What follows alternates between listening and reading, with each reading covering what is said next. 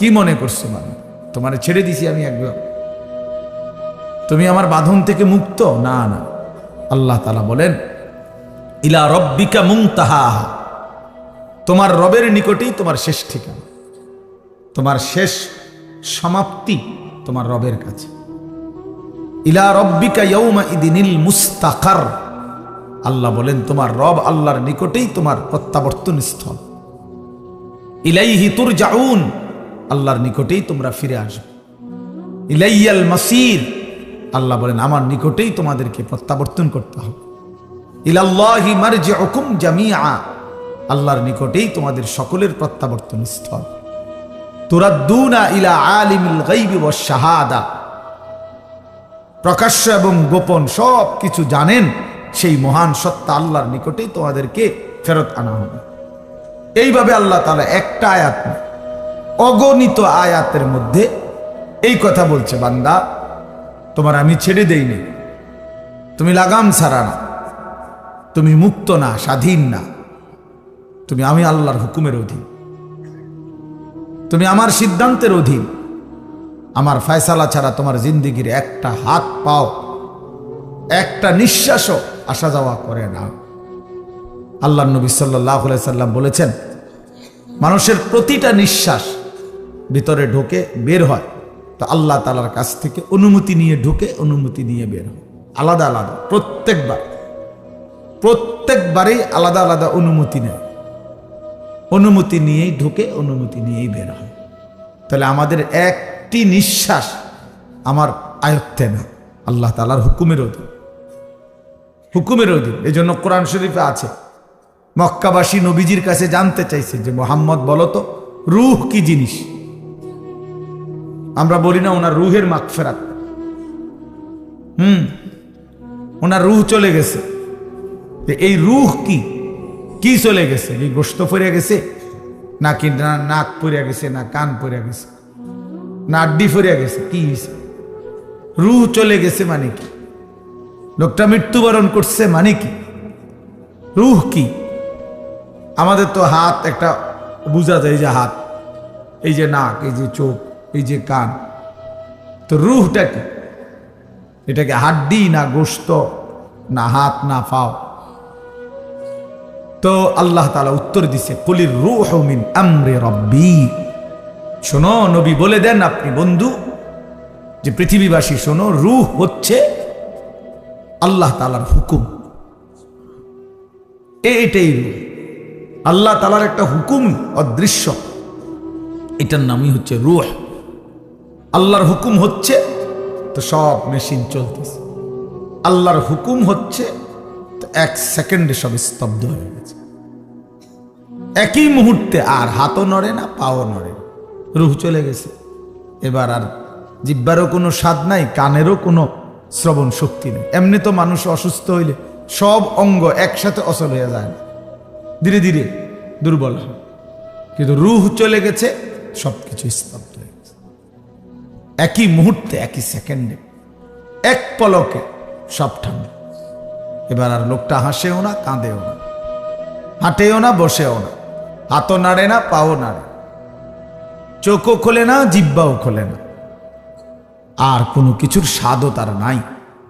এজন্য আল্লাহর নবী সাল্লাল্লাহু আলাইহি ওয়াসাল্লাম বলছেন, আকসিরু যিকরা হাদিমিল লাযযাত, তোমরা সব কিছুর স্বাদ মজা তোমাদের জীবন থেকে সরিয়ে দিবে, দূর করে দিবে যেই জিনিস, সেই মৃত্যুর কথা তোমরা বারবার স্মরণ কইরো, বেশি বেশি স্মরণ। মৃত্যু তোমার সব সুখ, সব আনন্দ, সব প্ল্যান, সব পরিকল্পনা, সব স্বাদ, সব মজা, সব ইচ্ছা আকাঙ্ক্ষা, সব একসাথে স্তব্ধ করে দিবে, স্তব্ধ করে দিবে। আল্লাহর নবী বলছে মৃত্যু এসে তোমারে থামাই দিবে। কুল ইন্নাল মাউতাল্লাযী তাফিররুনা মিনহু ফাইন্নাহু মুলাকীকুম। আল্লাহ বলেন, হে নবী আপনি বলেন, মৃত্যু থেকে তোমরা যেখানেই পলায়ন করো না কেন, সে নিজেই তোমাদের সাথে সাক্ষাৎ করবে, মৃত্যু নিজেই তোমার সাথে দেখা করবে, তুমি বলতে হবে না। লিকুল্লি উম্মাতিন আজাল, আল্লাহ তাআলা বলে প্রত্যেকটি জাতি গোষ্ঠীর প্রতিটি ব্যক্তি, সম্প্রদায়, গোষ্ঠীর মৃত্যুর সময় নির্ধারিত।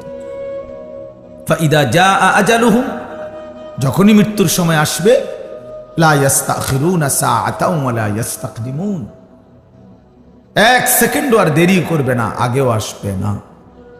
এজন্য প্রিয় যুবক, মনে করো না তুমি বৃদ্ধ হবা না। অমিনকুম মান ইউতাওয়াফা মিন ক্বাবলু, আল্লাহ বলেন আমি বহু লোককেই বৃদ্ধ অবস্থায় পৌঁছবার আগেই মৃত্যু দিয়ে থাকি। কোরআন শরীফের আয়াত। অমিনকুম মান ইউরাদ্দু ইলা আরযালিল উমর, আর অনেককেই আমি আল্লাহ তাআলা চূড়ান্ত বৃদ্ধ পর্যন্ত পৌঁছিয়ে থাকি। এজন্য প্রিয় ভাই, তুমি তোমার উপরে যদি ভরসা কইরা গুনাহ করো যে আমার শরীর, আমার যৌবন, আমার স্বাস্থ্য, আমার সুস্থতা, তাইলে ভুল করবে, ভুল করবে। আমার এইখানে পেটের এই জায়গাটাতে একটা ছোট্ট ফোঁড়া উঠছে আজকে 5 দিন। এই এখনো ওষুধ খাইতেছি হোমিও, এইটার ব্যথায় আমি এই যে 5 দিন আবার সারাক্ষণ চিনচিন চিনচিন চিন করে ব্যথা করে, রাত্রে সকালে দিনে এই ব্যথা নিয়েই আমি চলতেছি। কালকে আমার উমরার ফ্লাইট, আমি সকালবেলায় আমার এই বছরের সিজনের শেষ মাহফিল আজকে আপনাদের এখানে, আলহামদুলিল্লাহ। কালকে সকালে আমি 7টা বাজে ইনশাল্লাহ চলে যাব। দুপুরবেলা আমার ফ্লাইট, উমরার ফ্লাইট, মদিনা শরীফ যাব ইনশাআল্লাহ, আল্লাহ যদি নেয়। তাইলে আমার ভাই, তো আমার বলার উদ্দেশ্য হলো এই একটা ছোট্ট ফোঁড়া, এইটা এক সাইডে, আমার বাকি শরীরে সব কিছু ঠিক আছে, কিন্তু এই এক ছোট্ট ফোঁড়ার যন্ত্রণায় আমার সারা শরীরের মধ্যে ব্যথা অনুভব হতেছে, অশান্তি লাগতেছে, অস্বস্তি লাগতেছে। তাইলে প্রিয় বন্ধু, আল্লাহ তাআলা যে আমাদেরকে সুস্থ রাখতেছে, এ তো আল্লাহর দান, এ তো আল্লাহর দান। অতএব কি হিসাবে আমরা নাফরমানি করছি? যারা নামাজ পড়ে না কেন পড়ে না? যারা আল্লাহকে মানে না কেন মানে না?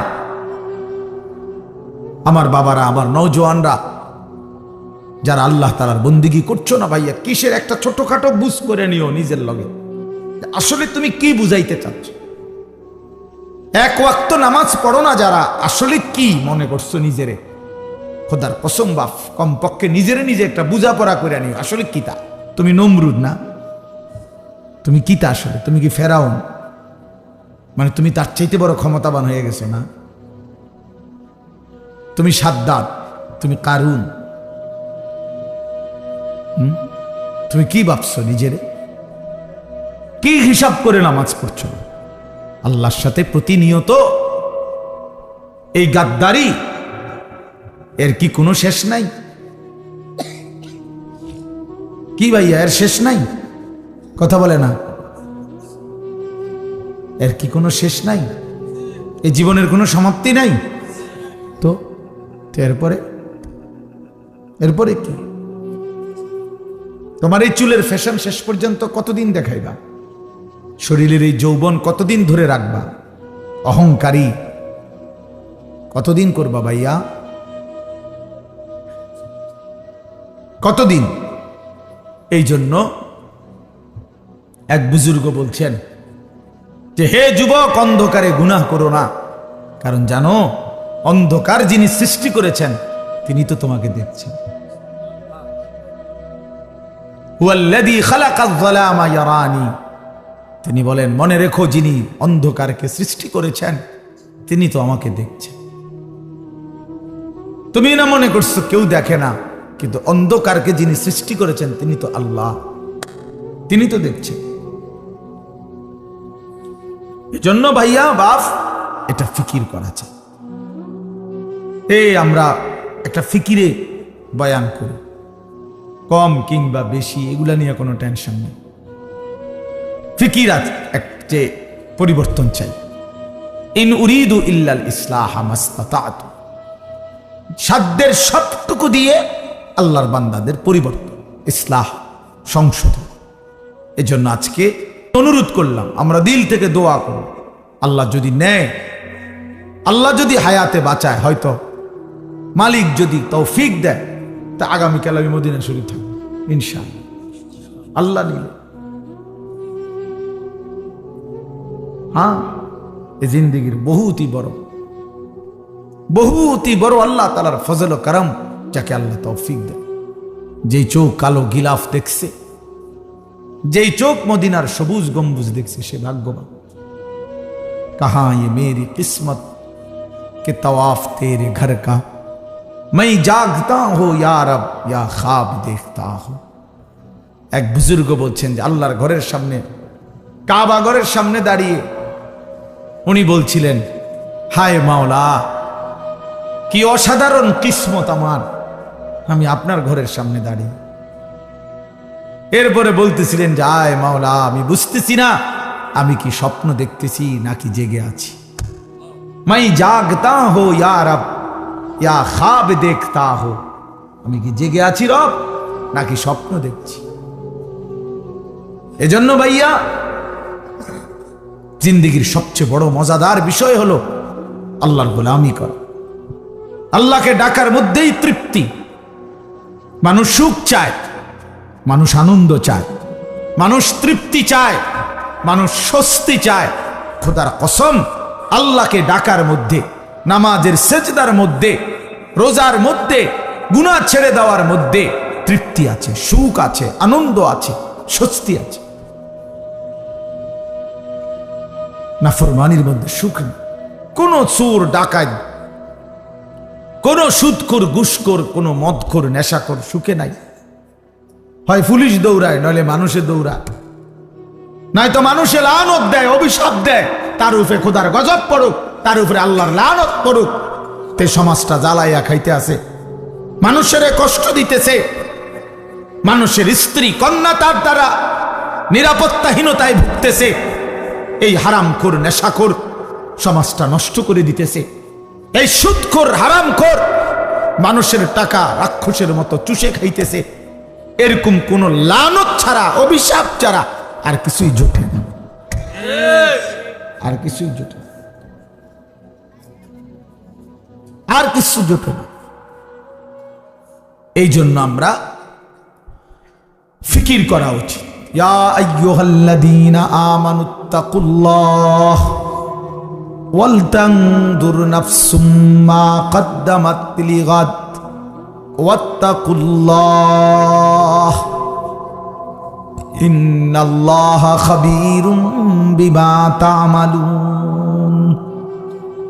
রব্বুল আলামিন বলেন, হে ঈমানদার মুমিন, আল্লাহকেই ভয় করো।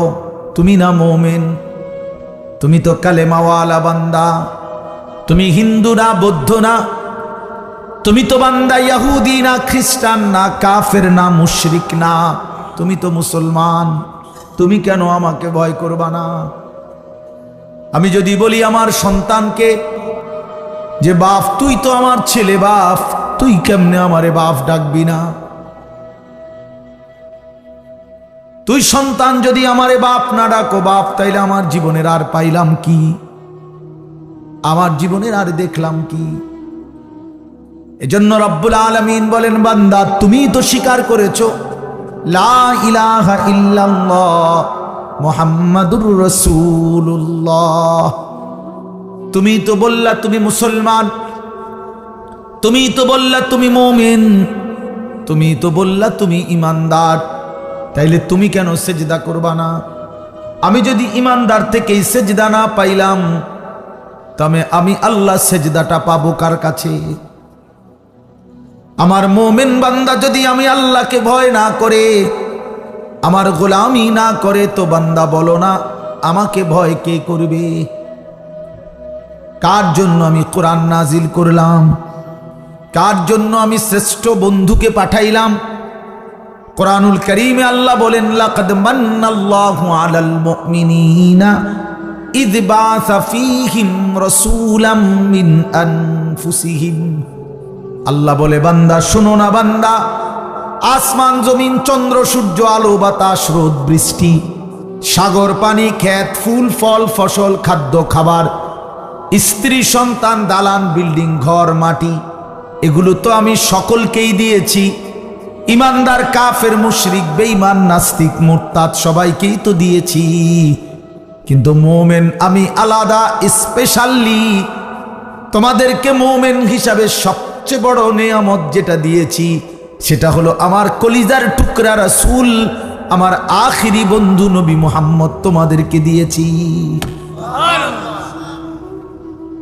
আল্লাহ বলে মোমেন আমি, বেঈমানকে বাড়ি দিয়ে দিলাম, ঘর দিয়ে দিলাম, দুনিয়া দিয়ে দিলাম, তোমারে রাসূল দিলাম, তোমারে বন্ধুকে দিলাম, নবীকে দিলাম। এই জন্য বাপ এটা হিসাব মিলানো উচিত, কদর করা চাই, কদর করা। আল্লাহ তাআলা আমাদেরকে সবকিছুই শ্রেষ্ঠ দিয়েছেন, আল্লাহ নিজেই শ্রেষ্ঠ, আমাদের নবী মুহাম্মদ সাল্লাল্লাহু আলাইহি সাল্লাম তিনি সর্বশ্রেষ্ঠ, এবং আমাদের কিতাব কোরআন এটাও সর্বশ্রেষ্ঠ, আমাদের ধর্ম ইসলাম এটাও সর্বশ্রেষ্ঠ। আমার ধর্মের চাইতে দামি কোনো ধর্ম নাই, আমার কিতাবের চাইতে বড় কোনো কিতাব নাই, আমার রসুলের চাইতে বড় কোনো রসুল নাই, আমার আল্লাহ ছাড়া কোনো রবই নাই, বানানেওয়ালা নাই, পালনেওয়ালা নাই। তাহলে আমার তো সব আছে, আমার আল্লাহ আছে, আমার রসুল আছে, আমার কোরআন আছে, আমার ধর্ম আছে, ইসলাম আছে। আমি কেন নষ্ট হব? আমি কেন চরিত্রহীন হব? আমি কেন লম্পট হব? আমি কেন জুয়ারি হব? আমি কেন সুদখোর হব? আমি কেন হারামখোর হব? আমার স্ত্রী কেন বেপর্দা হবে? আমার স্ত্রী কেন বেহায়া হবে? কেন? কিসের অভাবে আমরা ভুল করলাম? কি কারণে আমরা হেরে গেলাম? এই জন্য দোস্ত আমার, বন্ধু আমার, আল্লাহ তাআলা এটা বলছেন যে বান্দা আমি তোমাদের জন্য ইয়া আইয়ুহাল্লাযীনা আমানু কুতিবা আলাইকুমুস সিয়ামু কামা কুতিবা আলাল্লাযীনা মিন ক্বাবলিকুম লাআল্লাকুম তাত্তাকুন। আল্লাহ বলে বান্দা সারা বছর আমি তোমাকে ডাকছি, আমার গুনাহ ছেড়ে দাও, আমার নাফরমানি ছেড়ে দাও, তাকওয়া অবলম্বন করো। সারা বছরও কদর করলা না, যাও ঠিক আছে বান্দা আমি মাফ করে দেবো, যাও এবার আমি শেষবারের মতো তোমার একটা মাস দিলাম, একটা মাস মাত্র, একটা রমজান, তুমি আমার হুকুমটা মানো, গুনাহ ছেড়ে দাও বান্দা, আমার বন্দেগী করো। আমি আল্লাহ ওয়াদা দিলাম আমি এক মাসেই তোমারে মুত্তাকি বানিয়ে দেব, যাও এক মাসেই পবিত্র করে তোমারে এক মাসেই আমি আল্লাহ তাআলা জান্নাতের ভিসা দিয়ে জান্নাতের মেহমান বানিয়ে দেব। এরপরও যেই নাফরমান কদর করবে না তার কপালে জুতার বাড়ি ছাড়া, ভিসার বাড়ি ছাড়া আর কিচ্ছু, আর কিচ্ছু। এই জন্য আল্লাহ নবী সাল্লাল্লাহু আলাইহি সাল্লাম বলেন ওই ব্যক্তি বেইজ্জত হক রাগিমা আনফু রাজুলিন, ওই ব্যক্তির আল্লাহ তারে অপমান করুক, বেইজ্জতি করুক, যে রমজানের মতো মাস পেল কিন্তু গুনাহ মাফ করাইল না, গুনাহ মাফ করাইল না। নবীজি লানত দিছে তারে, যা তোরে আল্লাহ বেইজ্জতি করুক, তোর চেহারা মলিন হোক, তোর চেহারা ধুলি ধূসরিত হোক। এত বড় রমজান পেয়েও যারা কদর করল না, কদর করল না। এই জন্য রমজান আমাদের সামনে, রমজান আমাদের সামনে, মাহে রমজান আমাদের সামনে। বড় মুবারক মাস, শ্রেষ্ঠতম মাস, জীবন গঠনের মাস, আখিরাত অর্জনের মাস, নাজাতের মাস, নিজের জীবন সাজাইবার মাস, মাহে রমজান। আমি অনুরোধ করলাম রাত গভীরে, আজকে দিল থেকে আমি আপনাদের সবাইকে, ছেলেরা বাবা তোমাদেরকে, তোমরা ভাইয়া ঘুরে দাঁড়াও, ফিরে আসো ভাইয়া, মাহে রমজান তোমাদেরকে ডাকছে। আল্লাহ নবী সাল্লাল্লাহু আলাইহি সাল্লাম বলছেন রমজানের চাঁদ যখন উঠে তখন আল্লাহর একজন ফেরেশতা সারা পৃথিবীব্যাপী ডাকতে থাকে, ইয়া বাগিয়াল খাইরে আকবিল, হে কল্যাণ কাজের আগ্রহীরা এগিয়ে আসো, আসো কল্যাণের কাজ শুরু করো, ইবাদত শুরু করো। প্রতি সেকেন্ড আজকে এই রমজান তোমাদের আল্লাহ হীরামণি মুক্তা বানায় দিবে। আসো সেজদা দাও, ইফতার করো, সাহারি খাও, রোজা রাখো, তারাবি পড়ো 20 রাকাত, শেষ দশক ইতিকাফ করো, শবে কদর তালাশ করো, একবার জিকির করো, একবার তেলাওয়াত করো, একবার দোয়া করো, একবার কান্নাকাটি করো, একবার আল্লাহর ঘরে তাওয়াফ করো, জিয়ারত করো, ঘুরো, ছোট মালিকের কাছে ছুটাছুটি করো। আল্লাহ, রমজান রমজান রমজান, কত বান্দারে আপনি কত দিকে মাফ করতেছেন, আমারও মাফ করে দাও, আমারও মাফ করে দাও। মান সামা রমাদানা ঈমানান ওয়া ইহতিসাবা গুফিরা লাহু মা তাকদ্দামা মিন যামবি।